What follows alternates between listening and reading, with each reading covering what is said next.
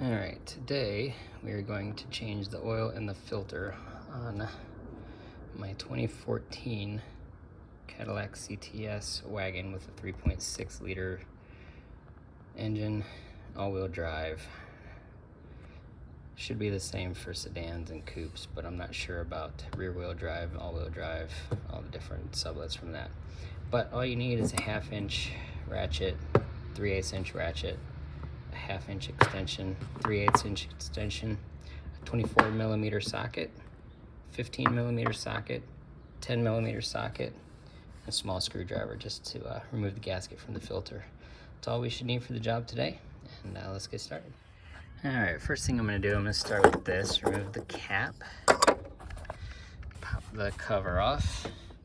It's actually, show you, this slides in there and there, and then there's a little knob here that you just pop it off.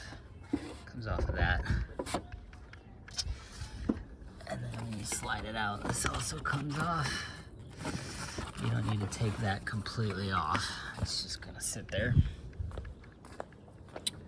So now that that's off, I'm just gonna take this cap, sit it on. I'm gonna leave it loose so the air can vent, but I want to cover it so nothing gets in as well. And this right here, it's a cartridge style, so I use a 24 millimeter socket, and you just unscrew it. There you go. And it gets to a point once the gasket breaks where it's really loose. Now remember, if your engine is hot while you're doing this, this is also going to be hot along with any oil that you pull out. There we go. Okay. Now any oil, benefit to this cartridge is any oil that's in it is actually just going to pour into the bottom of the engine here, so you don't need to worry about any huge leaks like you would with the regular cylinder style. Alright, so I'm going to go ahead and get all this cleaned up, get the new filter in. We'll do that next. Alright, so here's the old filter and the new filter. It's a AC Delco PF2129G. I don't know, the AC Delco just seems to be better quality. Every time I get it, I like it better. It is the GM brand, so that makes sense. So what I'll do is I will take the old one, clean this all off. And I'll clean all on the inside once I get this out. It kind of seats in there on the gasket. And here is the new outer gasket that goes right here. Make sure you replace that. And while we do that, let's see. Okay, sorry, went ahead and popped it out. I only got one hand. Take the old one out. I just put it back in an old box. Go. Take a screwdriver. Go underneath the gasket here.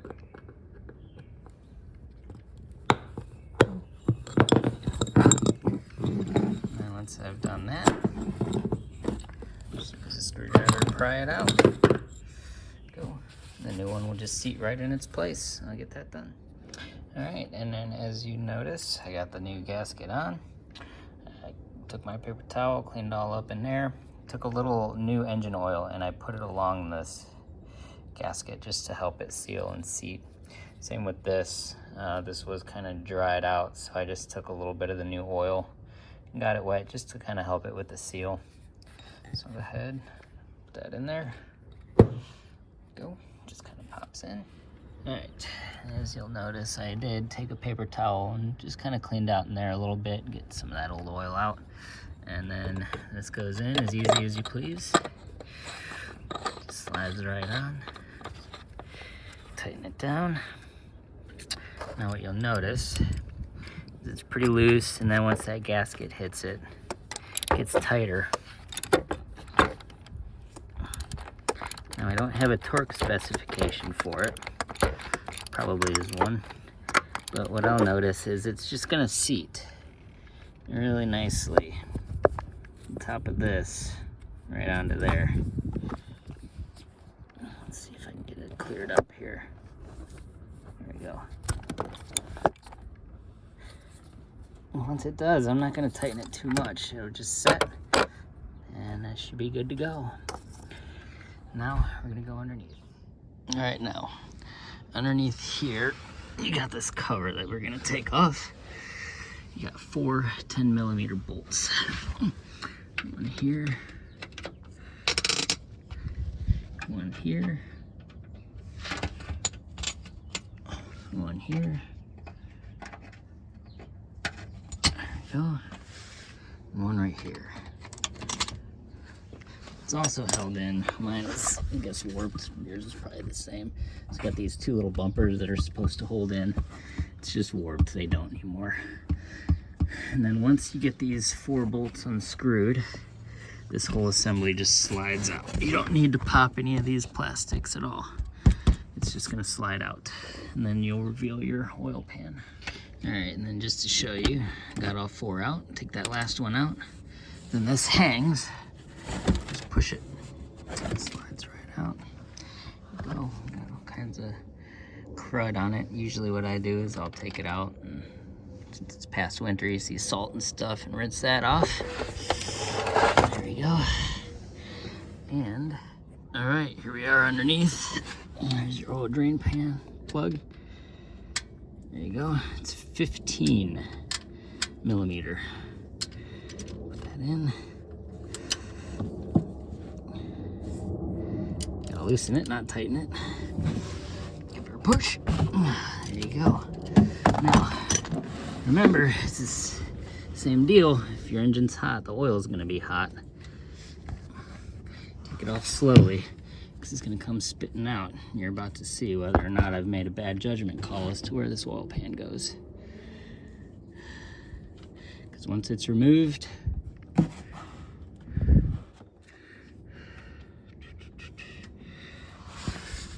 it'll flow free. Free and fast.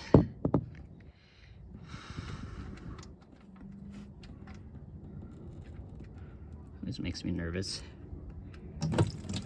Ha! Perfect aim. Here we go. Now I just let that sit. And I'm gonna rinse off my my plug here. Or not rinse. Wipe it off, get a paper towel, wipe it off, and I'll do the same with this once it's done. And then we'll go from there. All right. Cleaned up my plug, put it back in, give it a couple twists. Quick wipe on the edge here to help with the seal.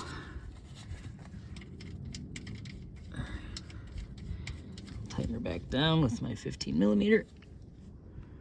All right, now that you've been under here and you've confirmed there's no leaks, simply put this back in. It slides back under here. Go. Put that flap under here. Same on the other side. You can pop that in there. It'll hold it. Well, you get your 4 bolts in, and it just pop back down. That's all right. Get the 4 bolts in, and then we're done underneath the car. Let's go ahead and fill it with the oil. It's 5W30. It takes 6 quarts. GM, not sure what their brand is, but I use Valvoline 5W30 full synthetic. Just make sure your oil is DexOS approved. That's what GM recommends in their manual. So let's go ahead and get it filled up. Put this back on.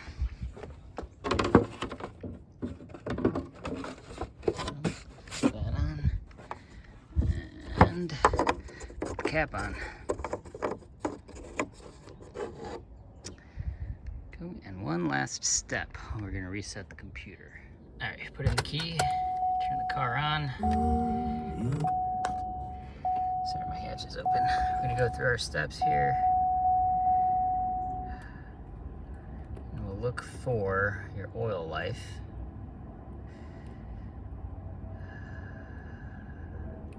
Oh, I'm pushing the wrong button. See over here, I'm pushing the road. You want to put the I, the information for the car.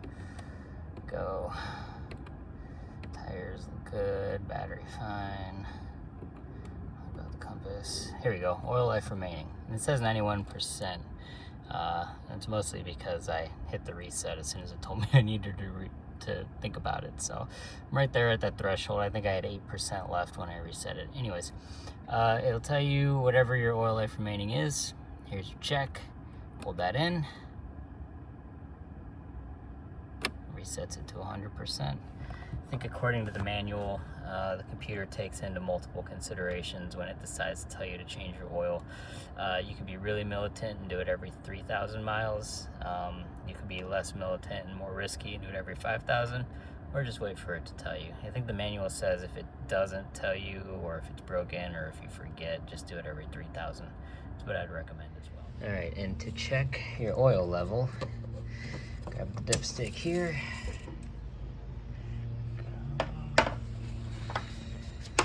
Just wiped it off with a towel. See if I can get a clear picture on it.